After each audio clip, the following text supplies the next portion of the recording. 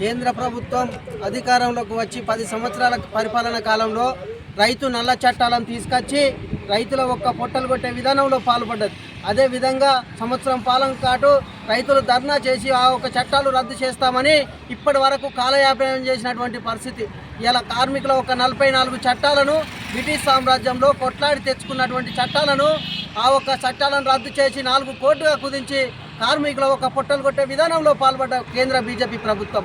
ఇలా కనీస వేతనాల చట్టం, ఇలా కార్మికులు పనిచేసే చోట నిత్యావసర సరుకులకు అనుకూలంగా ఆ ఒక కూలీ రేటు పెరగాలన్న చట్టాన్ని కూడా తొలగించి కార్మికుల ఒక పొట్టలు కొడుతుంది.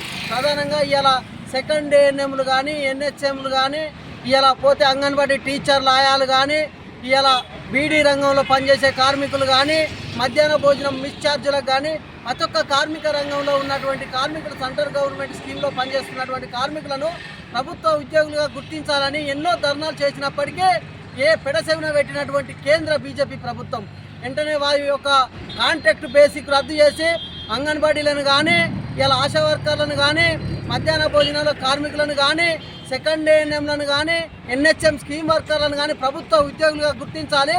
వాళ్ళకు గౌరవ సుప్రీంకోర్టు చెప్పిన మాదిరిగా 26,000 వేతనం చెల్లించాలి.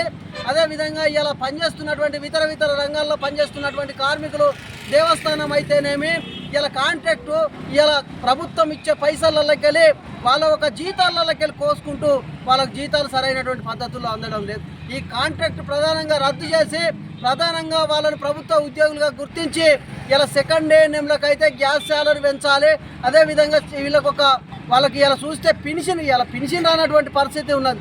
ఇలా డబుల్ బెడ్రూమ్ ఇల్లు రానటువంటి పరిస్థితి. ప్రభుత్వ ఉద్యోగులుగా గుర్తించలేకపోతా ఉన్నారు. ఇలా వాళ్ళకు గవర్నమెంట్ బెనిఫిట్స్ కూడా ఎలాంటి బెనిఫిట్స్ అందకుండా కార్మికులు మగ్గుతూ ఉన్నారు.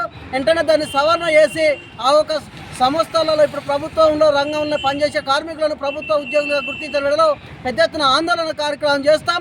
ప్రధానంగా బీడీ కార్మికులకైతే జీఎస్టీ తీసుకొచ్చి ఇలా టాటా అంబానీ ఆదాని లాంటి వాళ్ళకు పెద్ద బడా బాబులకు సిగరెట్ ఫ్యాక్టరీలకు కానీ లైసెన్సులు ఇచ్చుకుంటూ ఆ ఒక్క సిగరెట్ ఫ్యాక్టరీలకు కొమ్ముగాస్తున్నటువంటి పరిస్థితి.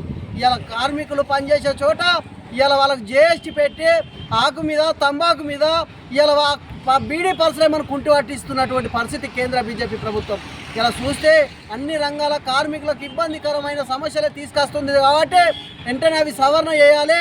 లేని వేళలో పెద్ద ఎత్తున ఆందోళన కార్యక్రమం చేస్తామని ఏఐటీసీ జిల్లా సెక్రటరీగా డిమాండ్ చేస్తూ ఉన్నాం.